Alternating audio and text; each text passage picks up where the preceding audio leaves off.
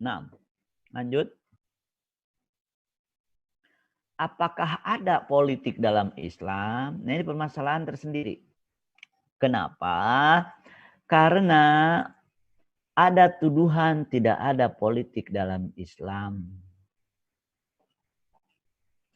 Tuduhan dari siapa? Orientalis, sekularis, liberalis memang. Jadi mereka ini bekerja untuk menjalankan, untuk menyediakan jalan bagi yang tidak beriman dan munafik untuk menjauhkan umat Islam dari perpolitikan agar mereka yang tidak beriman dan munafik berkuasa mengatur umat Islam. Nah, ini kan jadi masalah.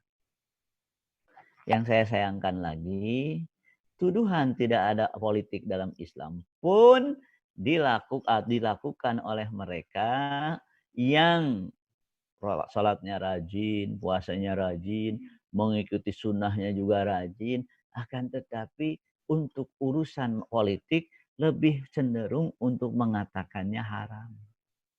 Sangat-sangat disayangkan. Makanya kita akan bahas hari ini mana sih yang tepatnya. Namun secara jelas melalui Ghazwul Fikri, para orientalis, sekalian liberalis mengatakan tidak ada politik dalam Islam. Orang umat Islam yang berpolitik dituduh Islam politik, katanya. Padahal tidak ada Islam politik, yang ada Islam yang sangat perhatian terhadap politik. Beda kan? Beda. Kita lanjut. Nah, politik ada dalam Islam. Ya, ini. Ini ada buku namanya Al-Akhlaq As-Siyasi di Daulah Islamiyah fil Quran dan Sunnah. Akhlak politik bagi negara Islam di Quran dan Sunnah. Ini buku tebal, saya ada di rumah. Lihat, tidak ada politik dalam Islam. Bukan. Dulu para pengarang, para penulis Islam membahas politik tapi memakai istilah bukan siasah dengan bahasa lain. Maka beliau mengatakan, kaum muslimin berpikir tentang politik dulu. Mereka membuat teori tentang politik, akan tetapi penelitian mereka memakai istilah lain.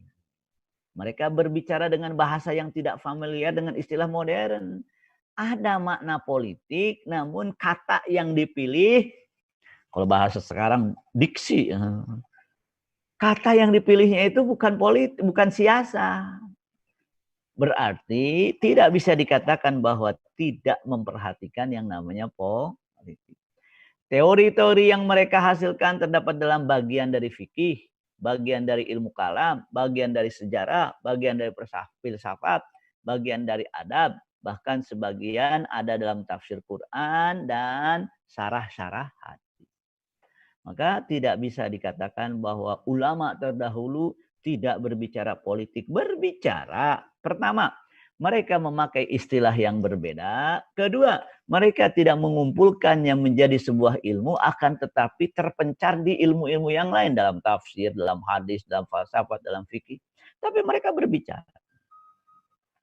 Oleh karenanya, bagi yang ingin memahami pendapat-pendapat ini dengan pemahaman yang sesungguhnya dan ingin mengetahuinya secara sempurna, hendaknya merujuk referensi yang berkenaan dengan ilmu-ilmu di atas. Jadi sekali lagi, ada pembahasan politik itu ada dari dulu. Nanti ada buku-buku yang saya kira saya kopikan, apa namanya? Ya ada bukunya secara bahkan di internet banyak sekali tentang politik dalam Islam. Nah, kemudian rahimakumullah, ini penting. Tadi politik bagian dari tafsir, tapi lihat, politik bagian dari fikih. Kenapa? Karena fikih dibagi dua, yaitu bab ibadah dengan bab muamalat. Bab ibadah hubungan kita dengan Allah, bab muamalat hubungan kita dengan manusia. Horizontal kita dengan Allah, vertikal kita dengan manusia. Kan?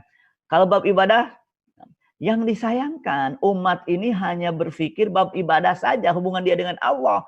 Sedangkan hubungan dengan manusia lainnya jarang dibahas.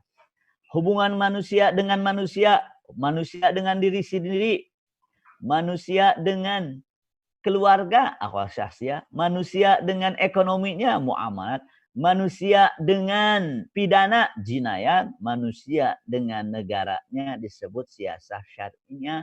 Siasah syar'iyah bagian dari fikih, hubungan individu dengan negara, hubungan pemerintah dengan rakyat.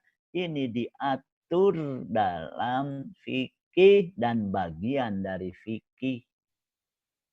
Bagian dari fikih.